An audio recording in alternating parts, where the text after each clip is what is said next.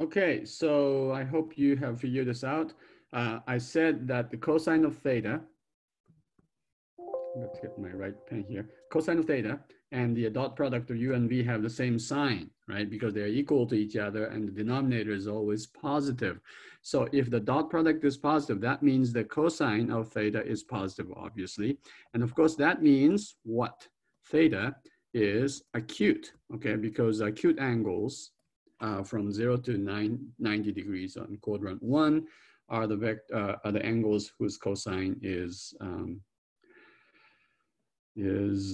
positive. If the dot product is negative, that means the cosine is negative, and that means the angle is what? Obtuse. It's bigger than 90 degrees.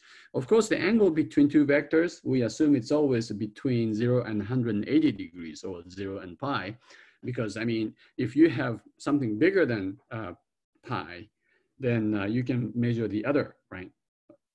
I don't know if I'm making sense. If you have two vectors like this, we don't measure this side. We always measure the smaller side, which is between 0 and 180 degrees. If, on the other hand, the dot product is 0, that means the cosine of the angle between them is 0. And of course, that means theta is the right angle, okay? So the first one, it says theta is less than pi over 2. That's speaking in the radian language. If theta, if the cosine or the dot product is less than 0, or if it's negative, that means theta is greater than the right angle. Here, the theta has to be equal to pi over 2 if the dot product is 0. Now, because it's really important if two vectors are perpendicular to each other, meaning that they meet at the right angle, we have a very special word for this. The very special term is written as a definition.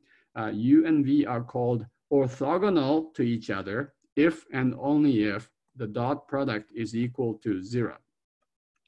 Okay, we or you probably are more familiar with the word perpendicular. Okay, and perpendicular is fine, or you could say they meet at 90 degrees. That's fine if you're talking about geometry, the type of geometry you can see. But sometimes you can't see the geometry that you want to think about. For instance, what happens if these vectors are in 6-dimensional spaces? Okay, you can't see, you have never seen, you will never see two 6-dimensional vectors. But you can take the dot product, and guess what? If the dot product is 0, you can say these two invisible vectors in 6-dimensional spaces are perpendicular to each other. So we call them orthogonal to each other, okay? So that's sort of an adult talk now. What did I just say? Yeah, orthogonal as opposed to perpendicular. Okay, now remember, going back to the page 1, you notice here the V and W, remember that V and W here turns out to be 0. All right, so that's because I intentionally did it because these two vectors are orthogonal. They are perpendicular. See, the slope here is -2. Slope here is positive 1/2. And so they are negative reciprocals. And you know that these have to be right, they meet at right angle. The first one was -4, and that's because U and V have the obtuse angle between them. All right, so I knew, and now you know, that the dot product, the sign of the dot product tells you if the angle between those two vectors is right or obtuse or acute. So it's a acute theorem. All right. What else can you tell? So the word orthogonal is important. Let's do an example of this. We denote this with U perpendicular to V. And so this upside down T, of course, that looks like it's perpendicular. So anytime two vectors are orthogonal, we call the dot product is orthogonal. We call the two vectors perpendicular, or what did I just say? If the dot product is 0, we call those two vectors orthogonal. Okay, now notice here, this is the definition. Definition is everything in mathematics, okay? So if I say, let me ask you this. What happens if, one is the 0 vector, or if both are 0 vectors? Is the 0 vector orthogonal to another 0 vector, or is 0 vector orthogonal to something else? And you say, well, it doesn't make sense because you can't draw pictures. There is no angle between them.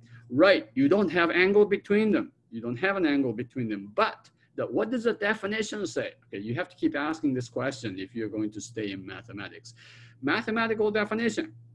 Okay, the mathematical definition of orthogonality says two vectors are orthogonal if and only if the dot product is zero, right? What is zero dot the vector dot anything, or zero vector dot zero vector? The answer, zero.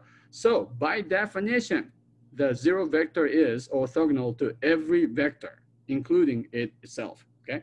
So just remember, the orthogonal usually means they meet at the right angle or perpendicular, but we go by the definition when we use mathematics. Okay, so here's an example. U is the vector 1, 0, -3. So this is the visualization of that. Here's 1, and there's -3, and the y coordinate is 0. So this vector u is on the xz plane because y is equal to 0. V, on the other hand, is 3. So this is 3. And 7 here, this goes a long way, and then it goes up by 1 unit, okay, 3, 7, 1. It's really hard to visualize these vectors because these are three-dimensional vectors and you're drawing them in the two-dimensional space. Guess what? U dot V is 1, 3 plus 0, 7 plus -3, 1. And it turns out to be 0. And therefore, U is orthogonal to V. So you can't really tell by the picture, right? Well, maybe you can if you think really hard about this. No, I don't think you can, right? Anyway, it is perpendicular to each other. And you can tell not by the picture, but by the calculation. All right, we will say a lot more about this. Okay, so the next little segment is called the directional cosines. You will see problems about these things in your homework. And I think you have lots of homework problems in section 2. Namely, well, mainly because you have many important concepts in here. Okay, so let me just draw a little picture here of x, y, z coordinates, and so you have this vector. Let's draw a nice vector here like this. You can tell where this vector is. So I'm going to draw some extra lines here. And I'm going to drop this down here like that. Okay. And then this, and then this. Okay. These dotted lines are sort of significant because they tell you what the x, y, and z coordinates are, right? Without these dotted lines, you really can't tell where that vector is. So this vector definitely has the positive z, x, y, and z are all positive. All right, now, whenever you have a vector in a non-zero vector in a three-dimensional space, notice here, it creates three angles. So for instance, from here to here, this vector v creates an angle between v and the positive x-axis. Let's call that angle alpha. Okay, that is one of the directional angles. It also makes an angle between itself and the positive y-axis, and we will call this beta, okay? And then the last, it creates an angle between itself and the z-axis, which we call gamma. Please don't say it's all Greek to me. The three Greek letters, alpha, beta, and gamma, and hopefully you knew that the words alpha and beta, or those two letters give us the English word alpha, bet, right? Alphabet. The word alphabet comes from alpha and beta. Okay, alpha, beta, gamma. How do you find these things? Okay, now let V be simply x, y, z, all right, because that's what the picture shows, right? And so, by the way, this length here is z, okay, the height. All right, what is the cosine of this first angle alpha? Okay, well, that's easy because we just figured out what the definition is, right? The angle alpha is v dot I divided by the norm of v times the norm of I, where I is, of course, 1, 0, 0. Okay, you remember that, right? And j is 0, 1, 0, k is 0, 0, 1, and so on. All right, so what, I mean, that's, oh, how did I get this? Well, that's what I wrote here, right? Cosine of any angle is the product of those two, I mean, the dot product of these two vectors divided by the product of the individual lengths. Okay, so this is exactly what it is. Of course, the length of I is, of course, 1, right? And what is V dot 100? Okay, if you take this V, multiply by 10, a dot with 100, all you get is X. It just picks up the first coordinate, Y and Z get to 0. So it's really easy to see that the directional cosine, the first directional cosine, which is the cosine of the angle between V and X, is X over the norm of V. How simple it is, right? That's very nice, okay? And then for, similarly, if you are trying to find the cosine of beta, that would be V dot J, because J is on the Y coordinate, Y axis, divided by the norm of V times the norm of J. And of course, this goes away. And V times J, remember what J is, that's 0, 1, 0. So the dot product of V and J happens to be what? The number Y. And the denominator is the same, the norm of V. And then the cosine of the last one, gamma, is V dot K divided by the product of both of those.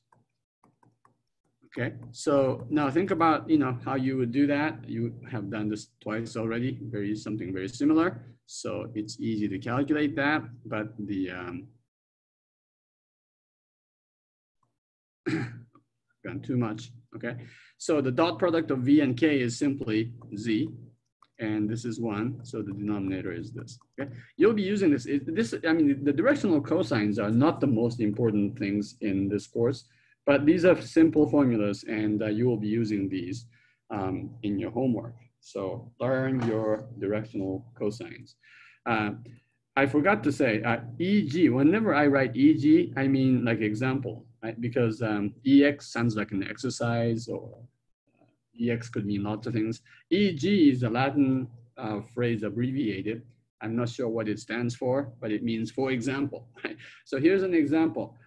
Let's find the 3 directional angles, alpha, beta, gamma, of this vector 2, 3, 5. Now, you have to appreciate this, okay? Because if I just give you like a vector 2, 3, 5, how would you measure the angle between V and the x-axis, for instance? I mean, you need these, vectors. You need these angles if you want to tell the position, for instance, of a spacecraft, or, some kind of aircraft, or some sort of an object flying in the air. The angle between the projective path, and X is this, and Y is this, and Z is this. They have technical names in physics for these angles, right? But how would you measure this? Are you going to take the protractor? No, you can't do that, right?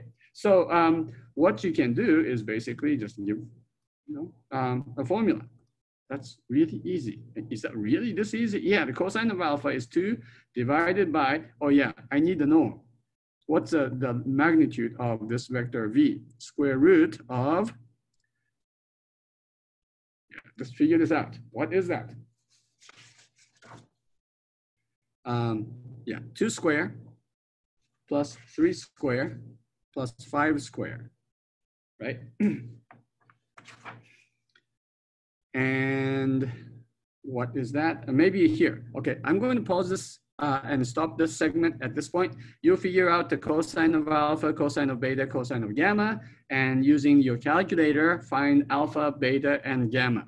Okay, when you have discovered your alpha, beta, and gamma, then we will come back to that, right? So it's easy, as easy as ABC, or as the Greeks will say, it's as easy as finding alpha, beta, and gamma.